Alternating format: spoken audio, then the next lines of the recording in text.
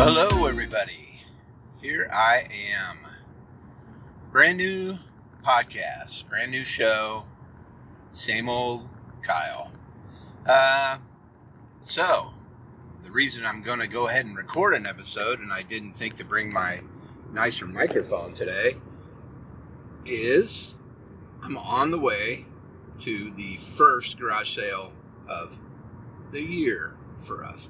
And really the first garage sale ever after embarking on this new journey, this new reselling business.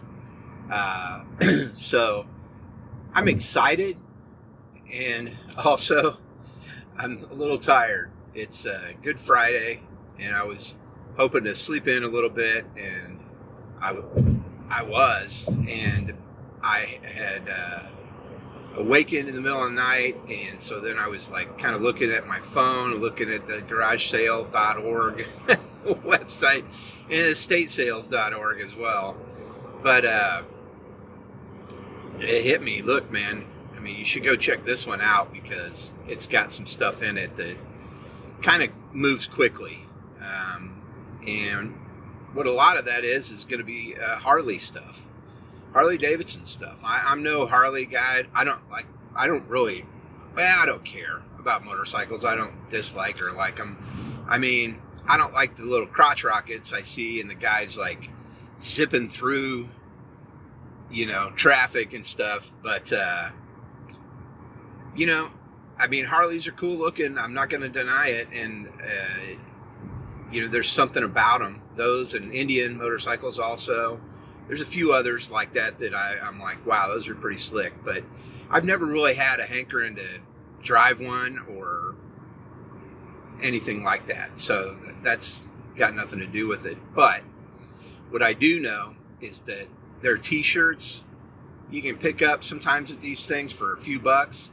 They average selling around $30 reselling. So it's a big profit deal. So, if you get 10 shirts and you spend like $30 or $20, you're talking about turning around and selling for $300.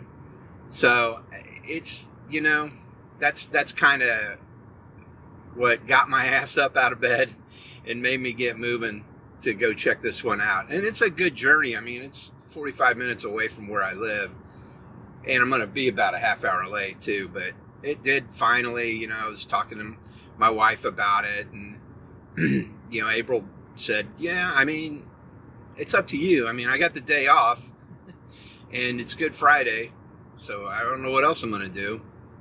I'd just be home putting stuff in, listing things, which I got to do anyway. And we got plenty of stock to list, but it's a journey. It's an adventure to go out and do this. I mean, picking is probably the funnest part of this whole deal. And want to try and see what it's like to do this for this type of deal. I've been to garage sales before, and I've been picking at thrift stores before, but I've not gone picking at garage sales and estate sales and stuff like that. And I don't know, I'm curious. I'm curious to see what it's like, what it's like to try and, get some sort of comp while I'm sitting there. A comp is basically, comparable thing up for sale or has sold recently. So I'm going to try and explain some of that stuff as I go along on this podcast too, because people don't explain it when you're trying to get going. And I think it would be helpful if people had an idea what that means. So comp, that's what that means. You're just basically looking up on wherever you resell things. So eBay or Amazon or Poshmark or Mercari or Dibdit or wherever. It doesn't matter. You're looking up how much this thing is going for, right? How much it's reselling for. And then you look at kind of how many have sold. So there's another thing like sell-through rate, which is basically a percentage, and it's created through looking up how many of the exact thing you have is for sale, right? So say you have a used Tommy Hilfiger jacket, blue with stripes, whatever. and you go look up how many are for sale right now, and there's 12. Okay, and then you just refilter it, how many have sold in the last 90 days, and you see, oh wow, it looks like 25 of these have sold in the last 90 days, and there's only 12 for sale. That means you have over a 200% sell-through rate. It means you put it up for sale, it's probably going to be gone pretty quick. And so there's things that I've found that are vastly superior to that. For example, I had an old digital camera, a Canon, and I wanted to get a newer camera, so I got a Nikon that's, I'll talk about it at some point, but it's got a big time zoom, and I wanted to get something like that because I do shoot a lot of stuff in sports with my daughter, and other events with my daughter. And the zoom lens is also great for getting tight close-ups on tags and stuff like that on clothing, or identifying things on whatever it is you're reselling when you're taking pictures of that. So that's why I picked out a different, newer camera. Well, the new camera I bought was probably about $700, maybe $750. And the camera I had before that, this little Canon, I bought it brand new like 3 years ago for about $670 or $680. So, I mean, realistically, it should sell for a lot less. Well, not that camera. The Canon G7 Mark II is a heavy seller, and I went and looked up the sell-through rate on that camera and the price that this thing's selling at, and I was like, oh shit. So it was selling, most of them are right around $1,000 or more, somewhere $1,100-1,200, and I had a complete package with extra battery, some extra lens protector, a few other things in there that are not cheap, things that I'd spent money on for it. And so I sold that whole package. I was looking it up, and I think they had like 6 or 8 for sale. And in the last 3 months, they've sold about 40 of those cameras. For the average price was like, I don't know, $800, $850, and those didn't have the stuff that I had. So I was like, well, shit, dude, this is gonna be a gold mine. And I put it up for sale for $949 with all the stuff I had with it, and that thing sold in 45 minutes. I shit you not. It's the biggest sale I've ever had, number one, and it's the fastest sale I've ever had. My wife and I were astonished. We were just kind of hanging around at the house when I put it up for sale. I'd already gotten the new camera, so it was safe to go ahead and sell it at this point.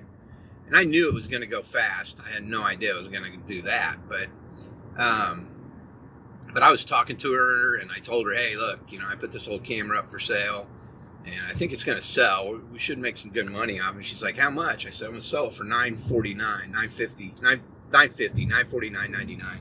I do the .99 because, look, man, there's zero doubt about it that a price like that makes people think that it's $949 and not $950. So, which coincidentally, my new camera is the P950. How strange. But anyway, we were sitting there and Purple Rain was on TV, and we were kind of watching it. She's like, I forgot about this movie. It's very dramatic. And I'm like, yeah, it's a great movie. And I just put it up for sale, and I get a question from a guy, and he's like, are there any scratches on the back screen or the lens? And that camera's a little weird. It's one of those vlogging cameras, so it doesn't even have a viewfinder, right? It just has a big screen on the back.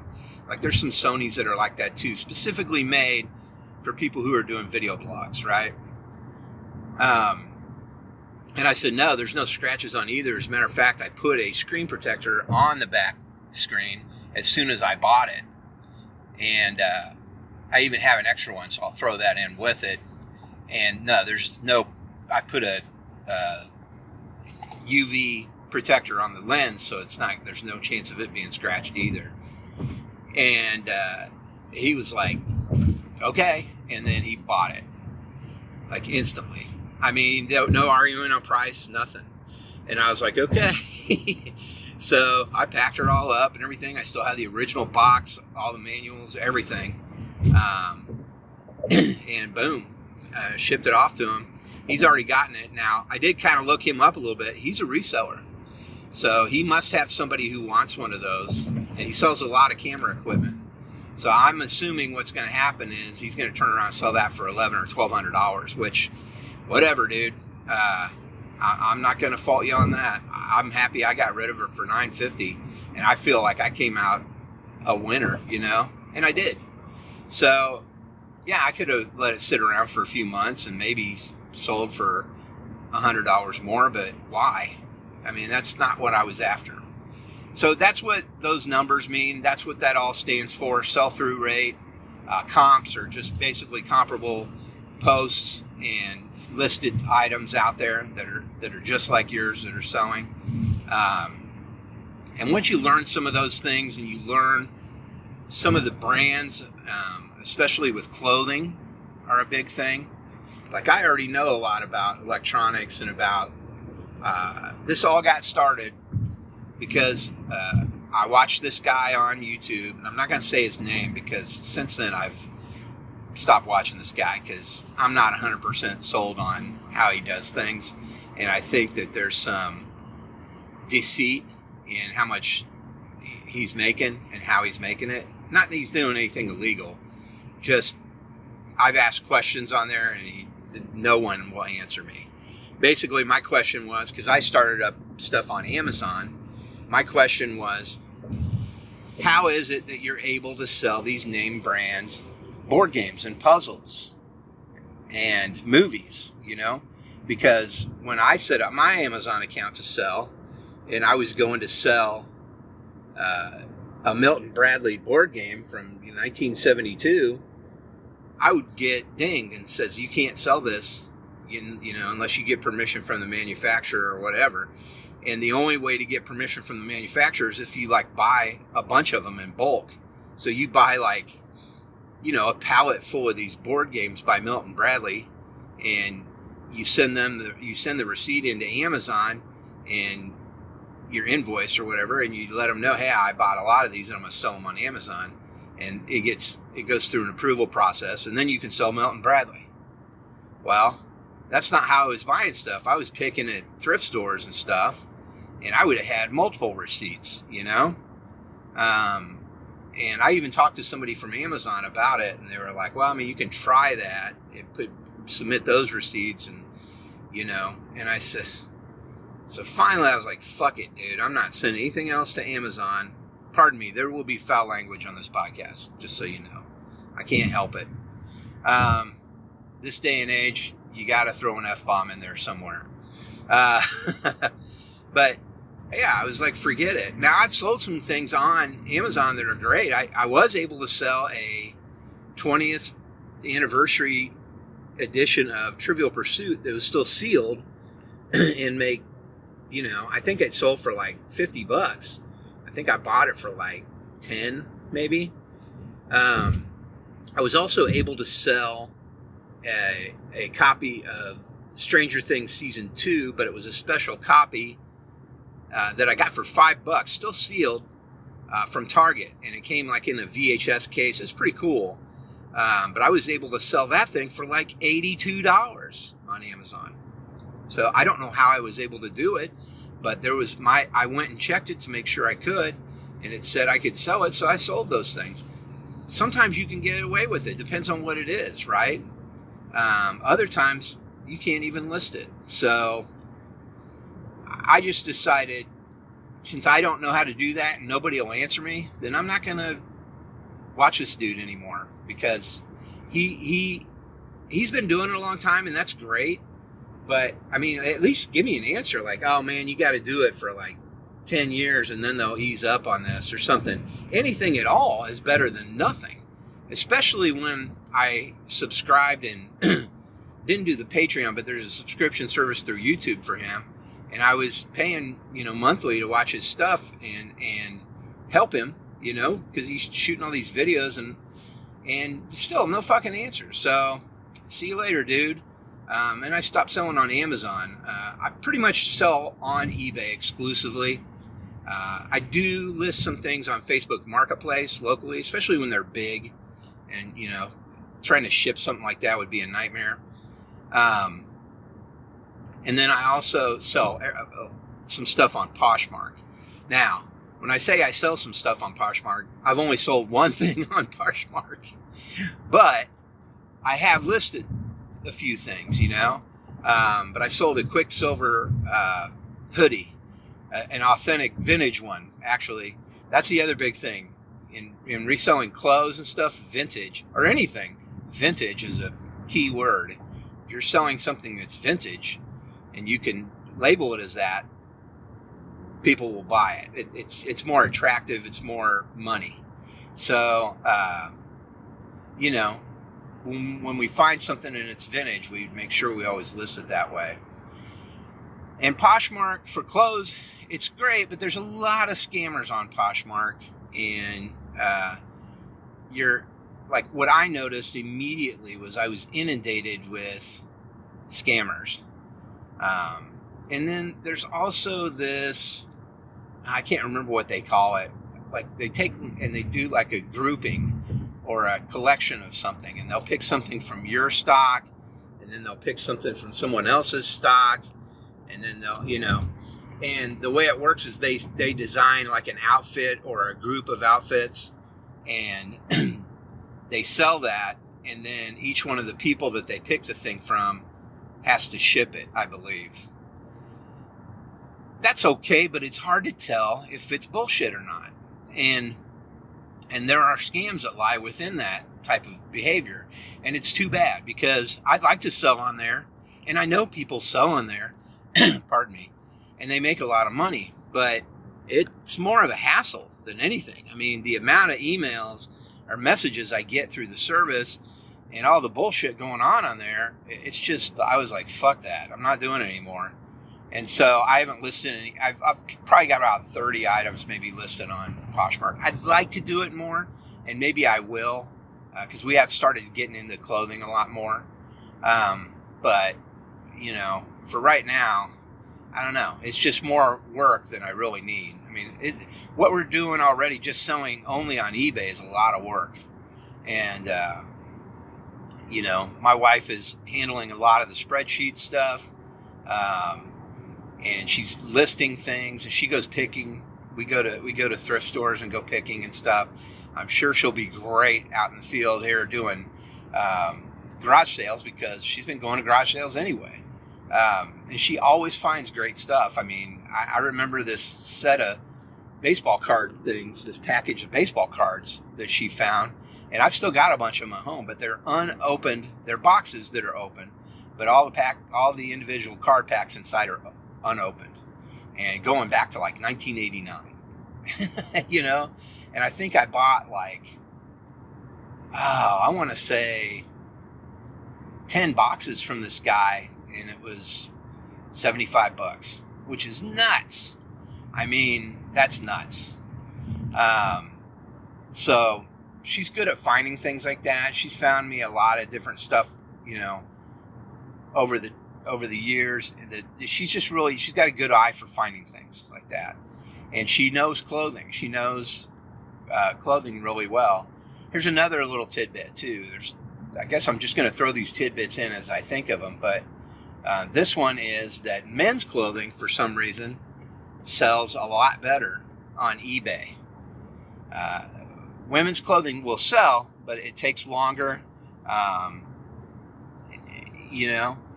men's clothing just sells a lot faster, and it sells better and for more money.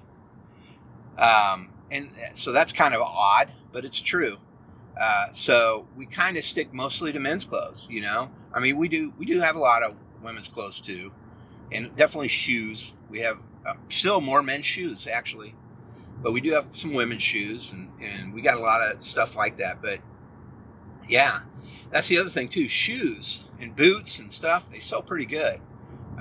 That's actually mostly what we've sold once we started getting into clothes a little bit, or shoes and boots and stuff. And the crazy thing is, you can find, especially at thrift stores, it always blows me away. You can find things that are brand new in all these categories I'm talking about. Like, we found shirts that still have tags on them.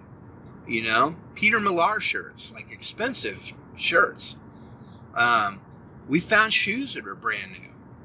We found these pretty rare, I can't even remember what they're called, Alcala shoes. They're made with like cowhide. I mean, and they have cowhide on them. I mean, it looks like a cow on these tennis shoes. And dude, those things brand new are like $200. And we found them brand new. There's a slight stain on one of the soles. I mean, that was the only thing I could really find wrong with it. And when you have something like that too, you can still sell it. You just have to be sure and really point it out in your photographs and in all the text. Like, look, there is a slight fault with this, and this is it. Take a look right here in this photo. You got to be like that, or else you're gonna burn yourself. So it's okay to sell things like that. You just got to make people aware. So that's kind of what I'm doing. That's what I'm up to. But I started watching that guy originally. I'm bad at telling stories, dude, because I go off on different tangents. Wait till I have a drink in me. Yeah, so this guy, he would find DVDs and VHS and Blu-ray and stuff all the time. And there's a lot of movies on various formats that sell for a whole lot of money. And it's crazy, man. It's absolutely crazy when you see some of these movies and you're like, I remember that movie, sucks. But yeah, well, it sells for $80 for that disc. Like, what? It's true. I've sold some that way. A few examples are like 28 Days Later, the film, the zombie film. That was actually the first movie my wife and I ever went to see together. And she hates horror films, but she went with me to see it. And dude, that's a doozy. If you don't like horror films, that's a rough one. Anyway, if you have the original widescreen edition of that on Blu-ray, it's a special edition widescreen. That thing sells for $60. Okay? That's nuts. I mean, that's an old movie. Hell, the second sequel's getting ready to come out 28 years later. That's crazy. So there's stuff like that you normally wouldn't know, but you come to know over time because you look through enough of these things. But the big reason I wanted to sell media was because I can tell what it is just from like seeing the spine of the disc case. Just because I love movies. I've always loved movies. And that's what I do anyway for albums. I do the same thing with records. And I'm a huge record person, by the way. I'm not just in it because it's hip. I grew up with records. I'm a kid of the 70s and 80s. And my dad, he passed away in 1980, but he always had a ton of records. He worked for a music company, music store. It was called Team Electronics, like TEAM Electronics. And it was kind of like almost if you had a Best Buy, but it was in a small store inside of a mall. They used to be all across the country, but he worked for them. So we always had records and stuff. And so I grew up listening to them. And so along with everyone else, when CDs came out, I tossed those to the wind, man. And I still had my cassettes and stuff, but I bought everything on CD. And then when streaming started, I kind of moved over to that. I quit buying CDs and stuff. And one day we were cleaning out some stuff in our basement, and it was my son and I down there. And I think he was about 14 years old, maybe 13. No, he's 14. And he goes, "Hey, Dad, what's this?" And I turn around, and he's holding my Dead Kennedys Frankenchrist album that I bought when I was his age. I mean, I remember buying that album. I remember reading about that album and hearing about it on MTV and stuff, and said, I'm going to get that album the day it comes out. And I did. And that's what he was holding. And I said, oh. And And I remembered inside there's a very, very vulgar poster. And I said, he's like, what all's in here? And I go, no, hold on. But anyway, it had the poster intact. It had the original album sleeve, which Tentacle Records and IRS Records had all these things you could sign up and get t-shirts and join a club. And then it had a fan club / t-shirt order form in it for the Dead Kennedys still. So I went and looked this up, and that album's worth $400 at that point. It's gone down since then. But I was like, wow, that's crazy. And he goes, do you have anything to listen to it? Can we listen to it? And I go, yeah, I think there's a turntable here. And so I had my old Sony turntable. It had the little handle on the tone arm or stylus broken. But I still had it. And so I hooked it up and everything and started playing this Dead Kennedys record. And he was like, that music's weird. Anyway, what did come out of that is I fell in love with records again. So now I think I had like 6 records at that point, and now I have about 650, just about 7 years later, maybe 5 to 6 years later. All right, well, I'm getting ready to get to this garage sale, so I'm going to pause it when I do that, and then I will come back and tell you guys a little bit about what I ended up scoring. And that's generally how this is going to go. These episodes are going to go. It's going to be more, I'm not going to go shoot video of me walking around getting things.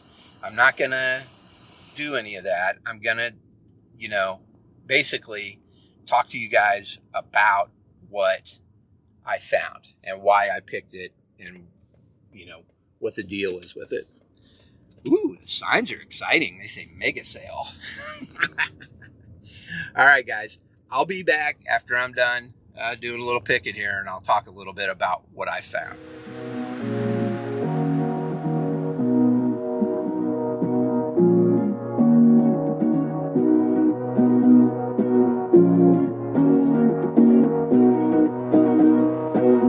All right, I'm back.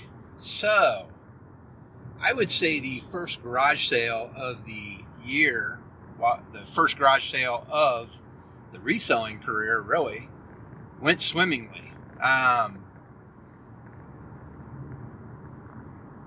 would say the grail item, there's 2 really. There's one that I know for a fact, because I looked it up, is worth a lot. And it's a kind of a plaid shirt, Harley Davidson shirt. It's got a little chain on one of the pockets, and it's Harley Davidson brand.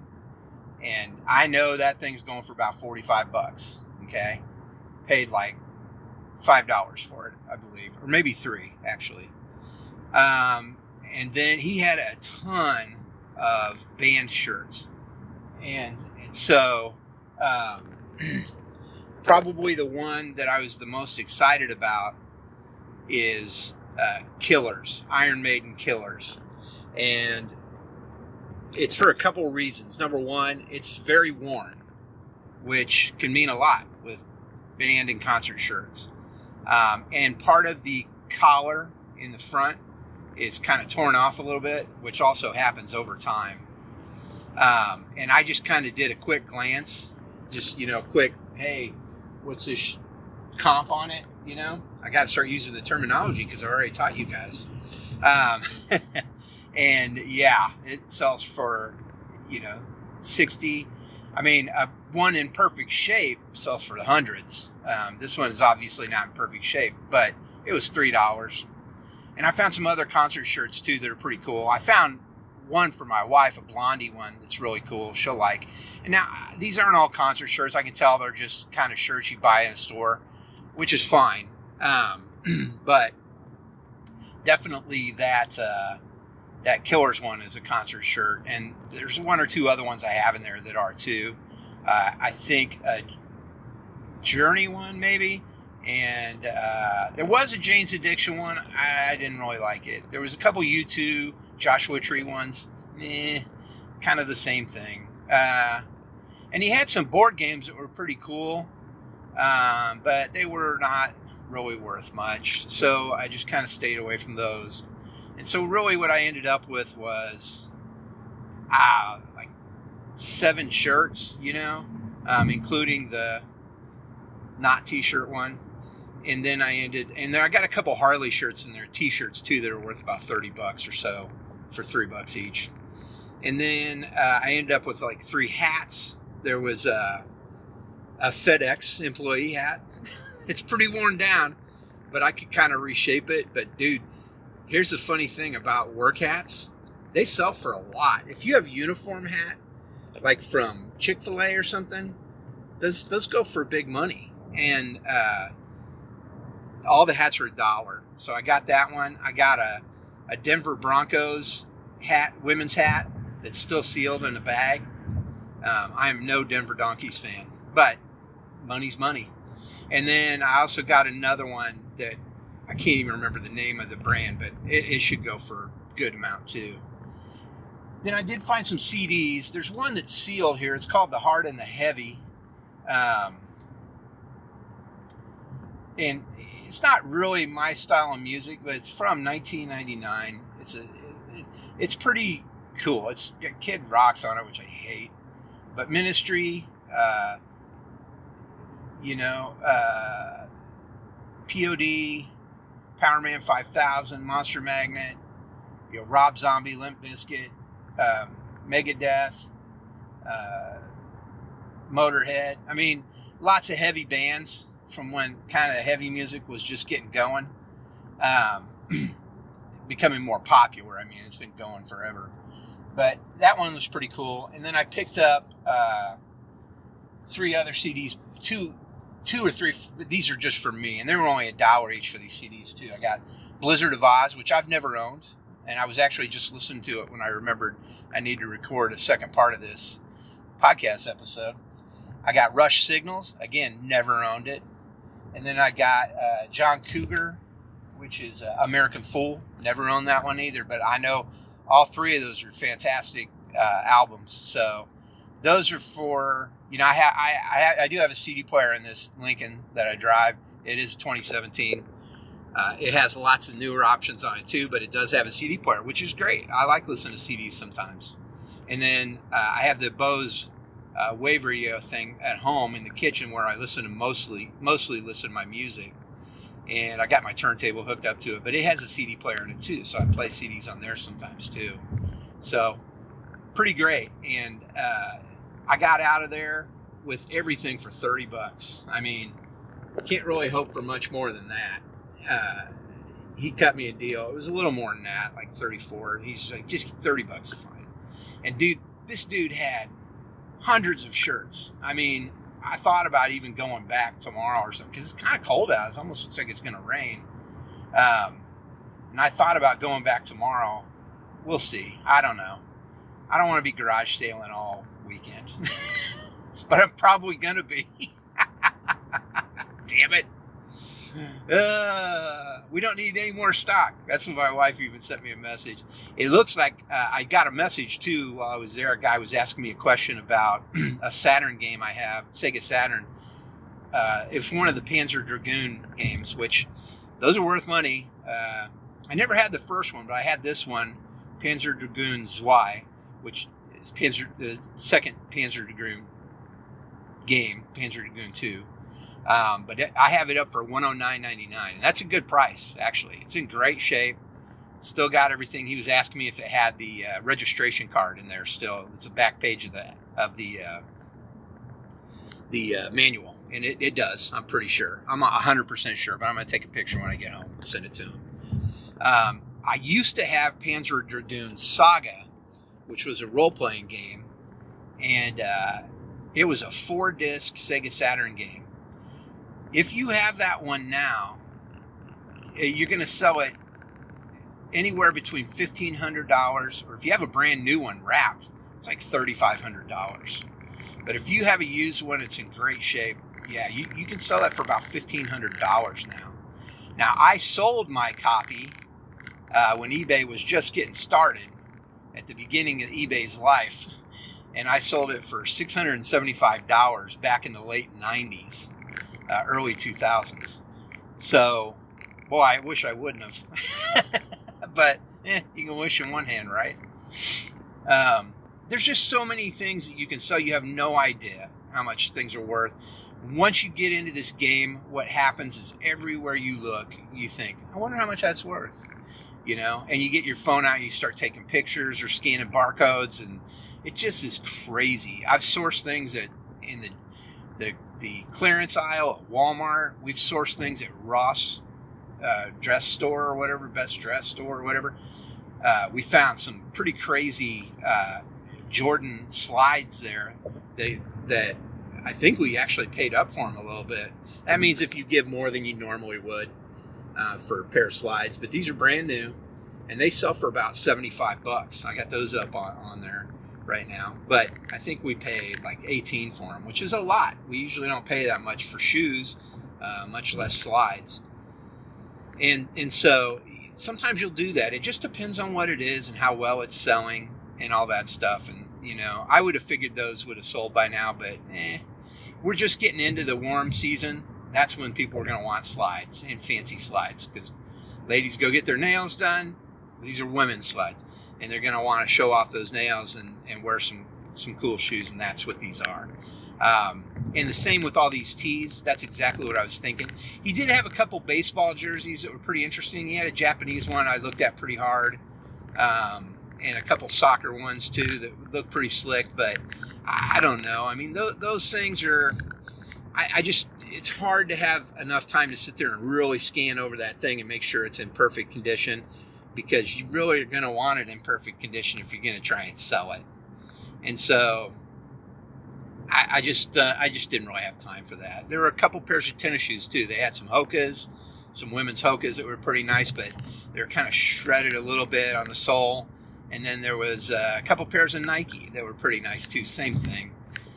There was a motorcycle helmet. I could tell this guy's a big Harley guy at some point. Well, he's a little guy, but I could tell he was into Harley at some point, pretty heavy. And they did have a motorcycle helmet, one of the old style, kind of just looks like your head's like a black ball. But this one actually was like a leopard print or tiger print. I think it was tiger print. It was cool looking and all that. I didn't even pick it up and see how much it was. I'm sure it was. Actually, he didn't even have prices on everything. He just would say prices. He was just trying to clear stuff out of his house. But, yeah. And they had a bunch of DVDs, but there wasn't really anything there. There was a couple I thought, oh, maybe, but nah, not really. So, yeah. I mean, that's it. That's the first one, guys.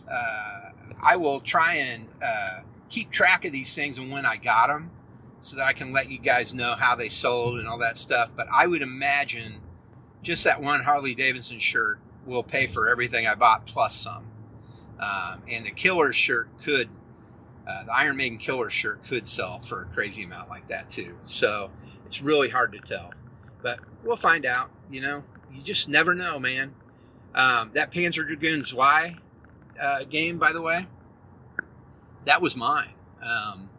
And I just kind of started looking through some stuff downstairs that we had, and I'm like, I wonder how much this is. I found my old TurboGrafx 16 video game system too, and I found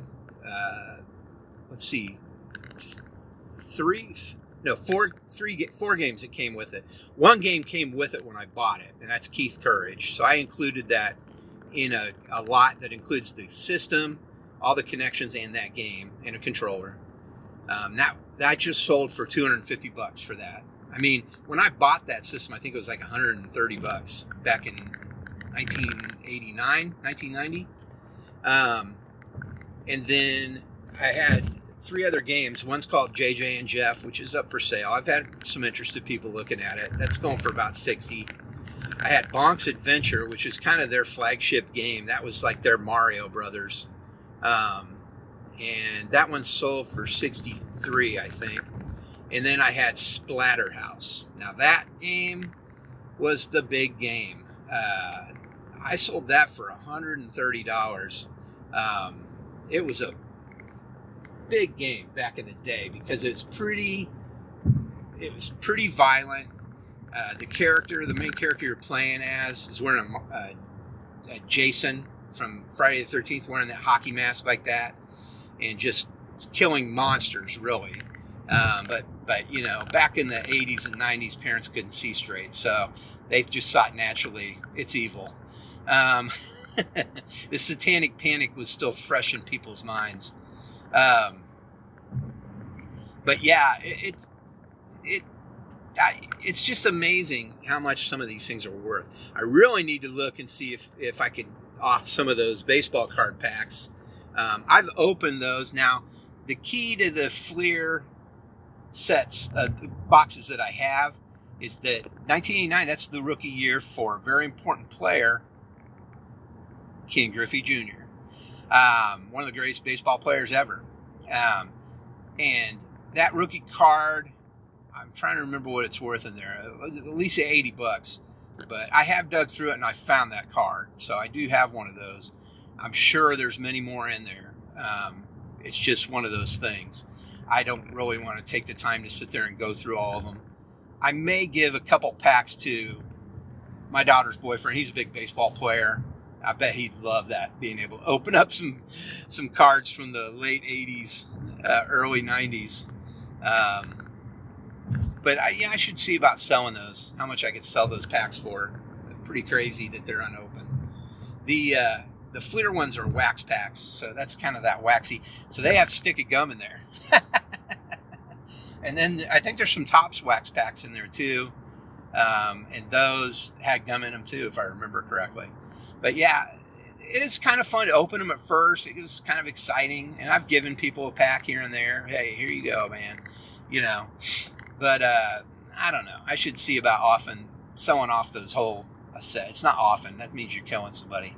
But I'm talking about unloading some of those on eBay and just see how much I can get for them, because, you know, hey, it makes money and people love it. There's nothing wrong with that. So that's all I got for this episode, guys. I appreciate you listening. I hope you enjoy this new podcast. I do another podcast too. It's called the Dad Snark Podcast.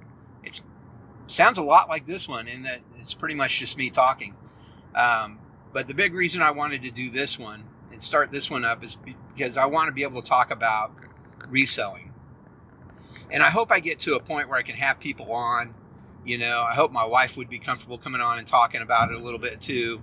And other people that I've met. We went to a resellers meetup in Omaha, Nebraska. I'm in the Kansas City area, by the way. But we went to that called Planes to Profit. There were a lot of people there that people may know. I think it's Resale Rabbit. He was there. Nice guy. And let's see, Grams and Pops were there. They were really cool. Resell to Ride was there. There's Mikey too. I can't remember his name, but he goes to all the reseller meetups across the country. He goes to all of them. And he was there. He's a really nice guy. But yeah, it was really cool, and I met a lot of nice people. It'd be nice if I could maybe talk to some of them and have them on the show and discuss things with them and see how things are going for them and what they're into, what they're finding right now. But now, I appreciate you guys listening. There'll be more episodes. It might be every other week is kind of what I'm planning on with this. So I'll do this one this week, and then next week I'll do my other podcast, the Dad Snark Podcast. If you just want to hear somebody talking about life in general and what they're into as far as entertainment and music, movies, TV, you know, books, comics, games, podcasts, that's what you want to listen to. If you want to hear someone talking a lot about reselling, this is one you want to listen to. But they're both, you know, neither one of them is going to set the world on fire, and I know that because that Dad Snark Podcast is on, I think, episode 150 something. So it might even be further than that. Hell, I don't even remember anymore. But it's not going to go crazy, and I understand. I don't have a lot of listeners, but I do have some faithful listeners. So I'm hoping this one will get a little bit more traffic. I'm not looking to make money off of it or anything. I just enjoy talking about this. And I'm going to put some polls up and questions, stuff like that. Please go check them out, and please give a rating also on whatever you listen on, preferably Apple Podcasts, because that's the most popular deal out there, even though I'm an Android guy. I use Pocket Casts. That's the app I use. But Spotify also. And Spotify owns the company that my podcast comes through. So any of those, if you would leave a rating, I'd appreciate a 5-star rating if you like it that much. But yeah, I want you guys to be a part of this too. So I'm going to put some questions out there with this episode. Check it out. Answer them. If you have any questions, you can reach me real easy. hawkmansgoods@gmail.com. So HAWKMANSGOODS@gmail.com. I'll see you guys in a couple weeks. Thanks for listening. Take it easy.